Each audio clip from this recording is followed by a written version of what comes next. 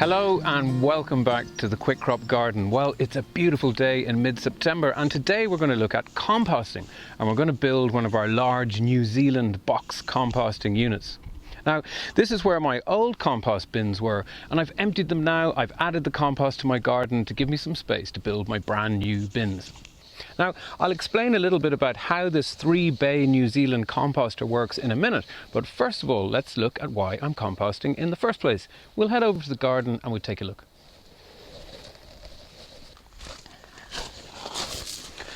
As we've said, it's mid-September now, so a lot of the plants in my garden are coming to the end of their life cycle.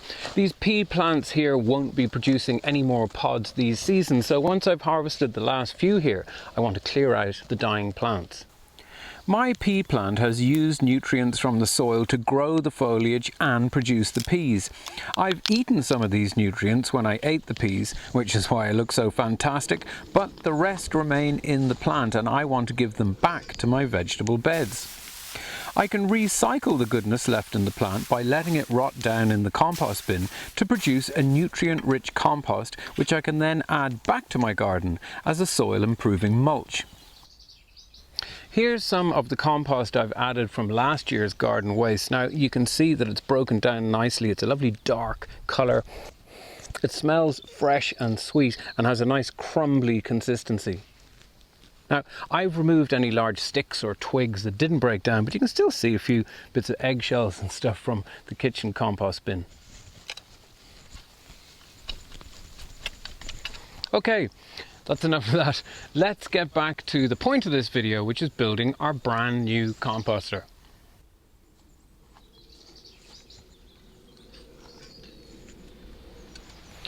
You can make these bins any size that you want, but because I've got a big garden, I'm going to make a big one. So this one is going to be 4 foot by 12 foot and it's going to be split into 3 separate bays. So let's get started. The first thing we need to do is measure up using a little bit of geometry. I want my bins to be nice and square, so the first thing we need to do is find the right angle. Now, here's a quick and easy way of doing it. Put your first post in here and then the second one 3 feet away from the first. Now that's important. This is going to mark out the gable of our unit. Next, I run a line from the second peg and with a pen mark exactly 4 feet on my string. Now, with a tape measure, I make the distance between the first peg and the 4 foot mark exactly 5 foot, and then I mark this point with a peg. Now I know this is a perfect right angle. I then run a line from my corner post the full length of the composter, and by lining it up with the midpoint, I know that this length is also at a right angle. I can then mark my new corner with a post.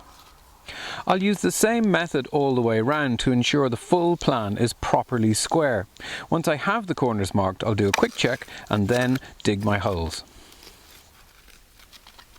The composter consists of 8 posts. Now, I just have them leaning in their holes. When we put them in properly, they're going to be nice and level, but I just wanted to show you that we have 4 smooth-sided posts like this, which are fixed at the gable ends of the composter, but then we also have 4 posts with a groove cut down the middle, and those grooved posts sit opposite each other in the center of the unit. I'm using very tall 8-foot posts today, so I'm burying them 2 foot in the ground to achieve my 4 foot high composter. You can use concrete here, but I like this old school method as the posts will drain better and last longer. Add some of the soil that you dug out of the hole a little bit at a time, tamping down hard as you go. In this case, I'm using an old shovel handle. Okay. Now use a spirit level just to check your posts as you tamp, because they might just go slightly off. Perfect. Your finished composter will look great if all the posts are perfectly level, and to do this we make a mark at 3.5 feet on the corner posts and fix a board at this point. You can then bring the corner posts up or down a little bit in their holes until the joining board is level. Leave this plank in place to easily set the 2 mid posts by making a mark at the same point and simply lining it up with the board. Bingo! Okay, we got all our posts in and we've had to do a little bit of work here just to speed the video up. So we're getting pretty excited now because it's starting to look like something. We've added our brackets here and we've just tacked on the end and the back boards. But come over here to the back of the unit. I'm just going to show you how we did that. Now, as I've said, we're building a large version of this composter which consists of 3 separate bays of 4 foot each. So we're using a full 12-foot board along the back of the unit. First thing we need to do is check for level. I've just tacked this on, so use our spirit level here, and that's about bang on. Now, we also need air to circulate through the composter, so we need gaps between the boards. And an easy way of doing this is just use some offcuts of timber. I'm using these pegs here. And we sit our board on top of that, and there we have our gap. And as long as the pegs are the same size and that you have your bottom board level, you don't really need to keep measuring and checking all the way up. You just add your spacer, add your board, fix it on, and it should be perfect right the way to the top. I'm using galvanized nails to fix the boards here for no other reason than it's quick and I like hammering, but you can also use screws, which may in fact be a better long-term solution. I might stick in a few screws as well when I have the whole thing put together. Okay, well that's the sides and the back of the unit on, and actually that's pretty quick. Once you got your posts in place and we use that separator system, 10-15 minutes. Okay, now the second part of this is the separator parts of the compost bin. Remember we said we're going to split it into 3 separate bays. Now we've got our grooves down the inside of the posts here. That's why we had to have them facing each other at the beginning, and that is to slot our separator planks down into. Now these planks can be easily slid in and out again should you want to clean out your composter. I'm a bit pedantic about levels and get terribly upset when something looks out of whack, so I like to fix the bottom board permanently level by nailing it in place. This means that when I slot in my separator boards, they all sit nice and level and go in smoothly and easily. Well, maybe not this one. Come on, Andrew. There we go.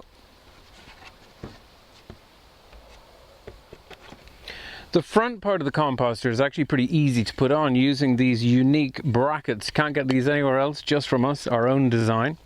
Now, we place these brackets on the posts and we put them 6 inches apart. So I've already marked the post at 6-inch intervals. And what we're going to do is use this template, which we'll supply. And you line up the arrow with the top line on your post there. And then we're going to mark that with our, oops. Sorry about that. Mark that with our pen. And that's where we attach our bracket. And we attach it with the open end facing upwards. This is where the removable front wall of the composter will slot in.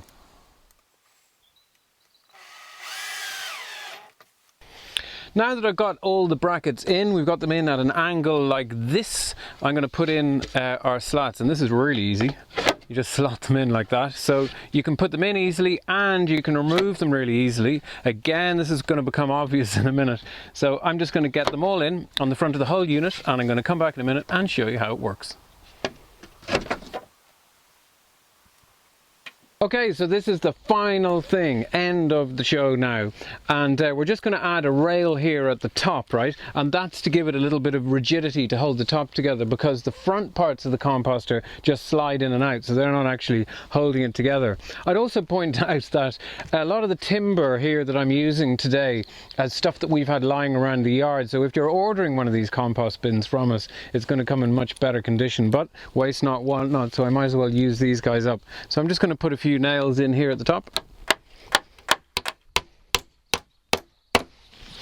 Okay, fantastic, we're done. Now that we have the whole thing built, let me show you how it works. Okay, you can see that I've removed some of the front slats, and that's the beauty of this composter, is it's so easy to add and remove boards. Now, why have we built it in 3 bays like this? Well, it's actually a very clever system. What we do is, in the first bay, I'm going to add some of my garden material. Remember the pea plants from the start that we were getting rid of? And we add this into the first bay. We only need to add the slats on the front up to the size of the pile, so it makes it really easy to shovel stuff in and out. Once this bay, the material has broken down, we need to start to introduce some more air into the pile, and that helps the material break down. So we simply take what's in bay 1 and we shovel it in to bay 2. Again, to make your life easier, you can remove, do you remember these slide in and out very easily? We can remove these down to the bottom to make it easier to throw it over. So now we're into bay 2, it's going to the second stage of composting, and that's going to break down a little bit more. And depending on the weather, it might take 3 weeks, 4 weeks, whatever, depending on whether it's cool or warm in the summer. And once that's reached a further stage of breaking down, we shovel it into the third one. And the third one is where we finally extract our finished compost, and that's going to be the lovely brown, crumbly stuff that you saw us spreading on the garden at the start of the video. Our version of the New Zealand box is not just a composter, it's a composting system. By moving the material from one bay to the next, we're mixing it, we're introducing air, we're creating heat, and ultimately making the perfect compost. Everything you need to build one of these we supply, from the timber boards to the posts to the dividing boards to these unique brackets that we use on the front of the system. As usual, everything that you see here, apart from me, is available on our websites quickcrop.ie and quickcrop.co.uk. Happy composting!